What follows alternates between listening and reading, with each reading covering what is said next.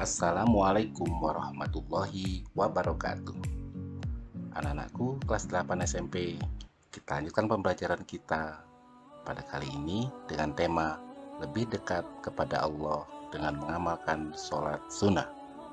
Dan marilah kita awali pembelajaran kita dengan membaca basmalah. Bismillahirrahmanirrahim. Kita ketahui bersama bahwa sholat terbagi menjadi dua, yaitu sholat wajib dan sholat sunnah. Anak-anakku, ini adalah rincian waktu sehari semalam yang bisa kalian gunakan untuk melaksanakan sholat fardu dan sholat sunnah.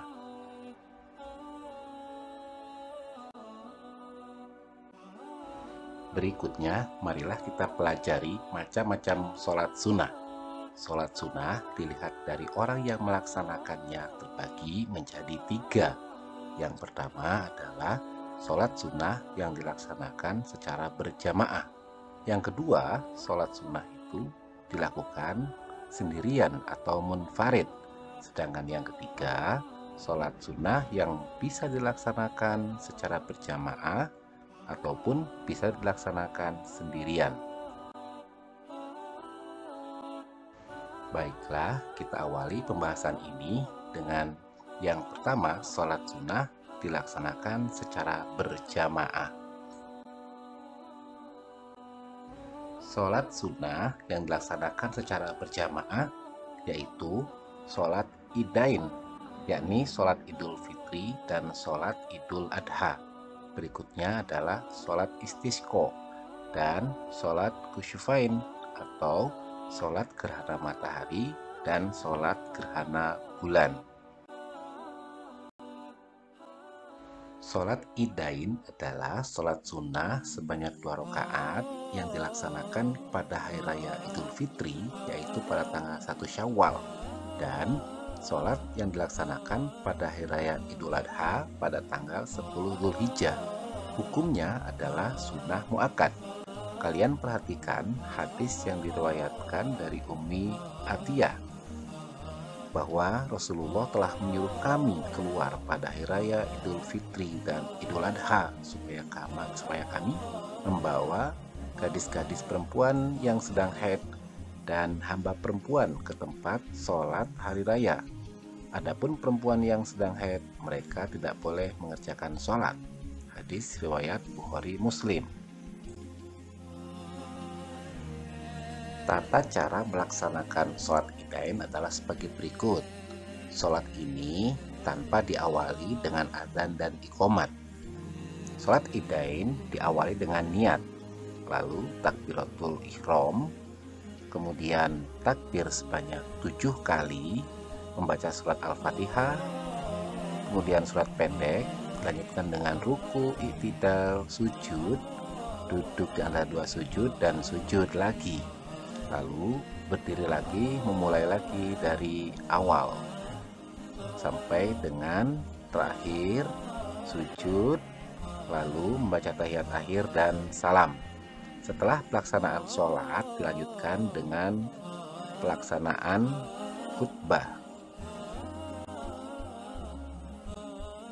Sholat sunnah yang dilaksanakan secara berjamaah berikutnya adalah sholat istisqo.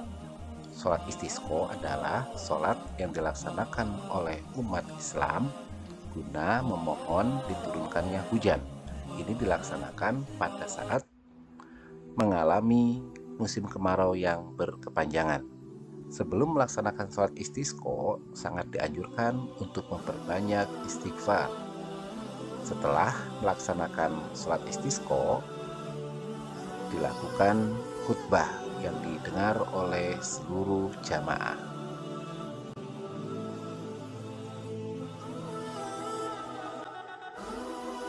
Berikutnya adalah sholat gerhana, baik itu gerhana matahari maupun gerhana bulan. Kalian amati gambar berikut ini. Untuk gerakan sholat gerhana ada sedikit perbedaan dengan sholat pada umumnya. Diawali dengan takbiratul ihram, lalu membaca surat Al-Fatihah dan surat-surat pendek lainnya. Kemudian ruku, lalu i'tidal. Setelah i'tidal tidak langsung sujud, akan tetapi kembali membaca surat Al-Fatihah dan surat pendek. Lalu dilanjutkan dengan ruku, lalu i'tidal, dan setelah itu seperti biasa sujud, lalu duduk di antara dua sujud dan sujud lagi. Setelah sujud yang kedua, kemudian berdiri lagi membaca surat Al-Fatihah dan seterusnya seperti pada rakaat pertama sampai dengan sujud yang kedua, lalu duduk tahiyat akhir. Sholat diakhiri dengan membaca salam. Anak-anakku, berikutnya adalah bagian yang kedua, yaitu sholat sunnah yang dilakukan secara sendirian atau munfarid. Sholat sunnah yang dilakukan secara munfarid yaitu sholat sunnah rawatib, sholat sunnah tahiyatul masjid, sholat sunnah hajat, sholat sunnah mutlak, dan sholat sunnah istikharah. Sholat sunnah rawatib adalah sholat sunnah yang dikerjakan untuk mengiringi atau menyertai sholat fardu. Sholat rawatib terbagi menjadi dua, yaitu sholat sunnah qobliyah yang dikerjakan sebelum sholat fardu, dan yang kedua adalah sholat ba'diyah, yaitu sholat sunnah yang dikerjakan setelah sholat fardu. Kalian lebih perhatikan lagi pembagian berikut ini. Sholat sunnah rawatib, baik itu qobliyah maupun ba'diyah, dari hukum pelaksanaannya terbagi lagi menjadi dua, yaitu sholat sunnah rawatib muakkad dan ghairu muakkad. Sunnah rawatib muakkad yaitu sholat sunnah yang sangat dianjurkan pelaksanaannya, sedangkan ghairu muakkad kurang ditekankan pelaksanaannya. Adapun rinciannya bisa kalian amati pada gambar berikut ini.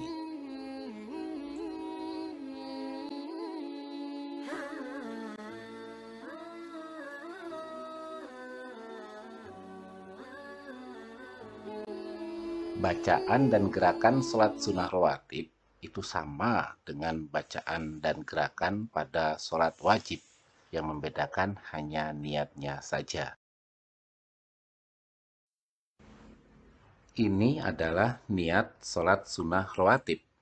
Untuk yang qobliyah, usolli sunnata zuhri rok'ataini qobliyatan lillahi ta'ala.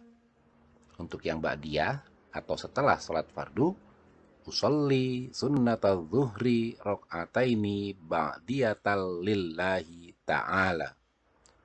Untuk sholat rawatib lainnya, kalian sesuaikan dengan sholat fardu yang diiringinya. Berikutnya adalah sholat tahiyatul masjid, yaitu sholat yang dilakukan untuk menghormati masjid. Sholat tahiyatul masjid dilakukan pada saat masuk ke dalam masjid sebelum duduk. Berikutnya adalah sholat sunat hajat.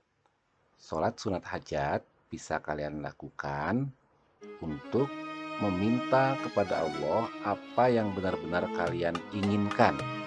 Sholat sunat hajat ini untuk memperkuat doa yang kita panjatkan kepada Allah.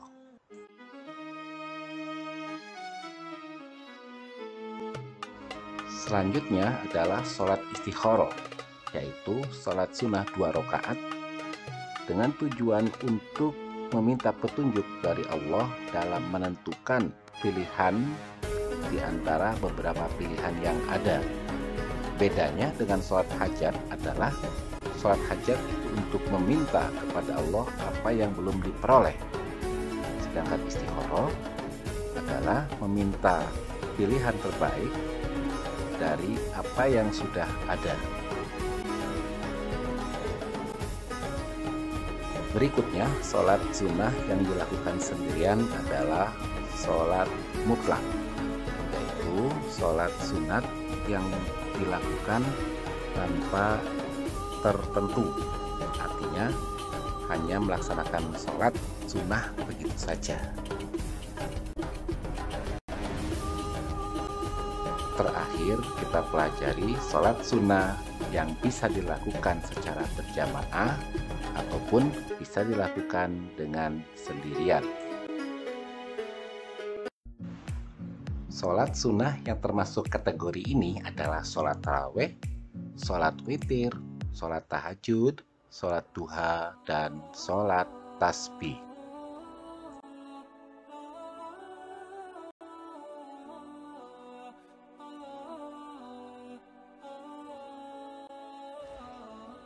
Sholat tarawih adalah sholat sunnah yang dilaksanakan pada malam hari di bulan Ramadan.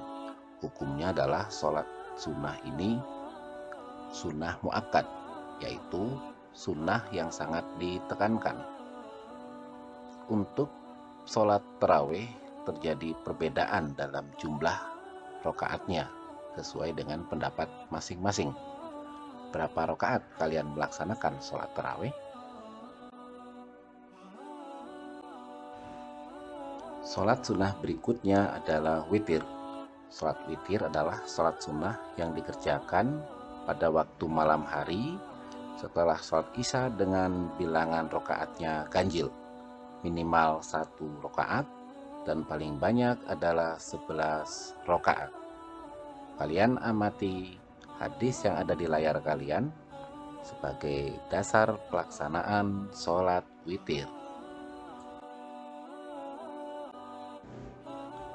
Sholat tahajud adalah sholat sunnah yang dikerjakan setelah tidur pada malam hari antara waktu sholat isya sampai dengan terbitnya fajar shodiq atau menjelang subuh. Sholat tahajud disebut juga dengan sholat malam atau qiyamul lail.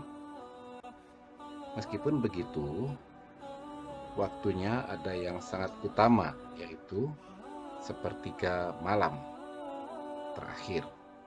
Pelaksanaan sholat tahajud sama seperti sholat pada umumnya, yang membedakan hanya niatnya saja.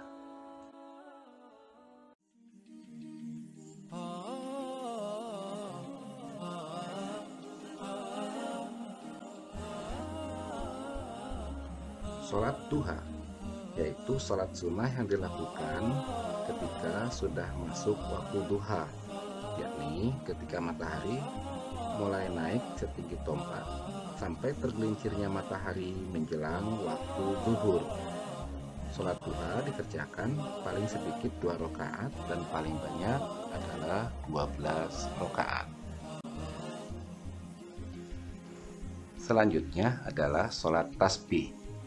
Sholat tasbih dilakukan 4 rakaat. Jika dilaksanakan siang hari, maka 4 rakaat dengan 1 kali salam. Sedangkan jika malam hari, 4 rakaat dilakukan dengan 2 kali salam. Sholat tasbih dilakukan seperti sholat pada umumnya, akan tetapi terdapat tambahan bacaan tasbih pada akhir gerakan sholat. Di saat berdiri, ketika menjelang ruku, tasbih yang dibaca adalah 15 kali, sedangkan selebihnya adalah 10 kali. Maka total 75 kali pada setiap rakaatnya. Jika dilaksanakan 4 rakaat, maka seluruhnya adalah 300 kali tasbih. Selengkapnya bisa kalian amati pada layar kalian.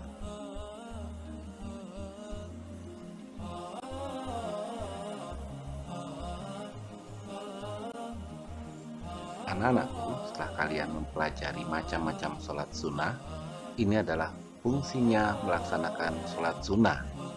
Yang pertama, lebih mendekatkan diri kepada Allah.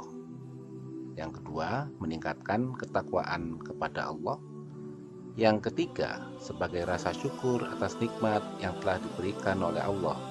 Dan yang keempat, bagi yang mengerjakan dengan khusyuk dan ikhlas, Allah akan memberikan pahala dan permohonannya akan dikabulkan. Demikianlah pembelajaran kita pada hari ini. Mudah-mudahan ada barokah dan manfaatnya. Mari kita tutup dengan bacaan hamdalah. Alhamdulillahirabbil alamin. Sampai ketemu di pembelajaran berikutnya. Wassalamualaikum warahmatullahi wabarakatuh.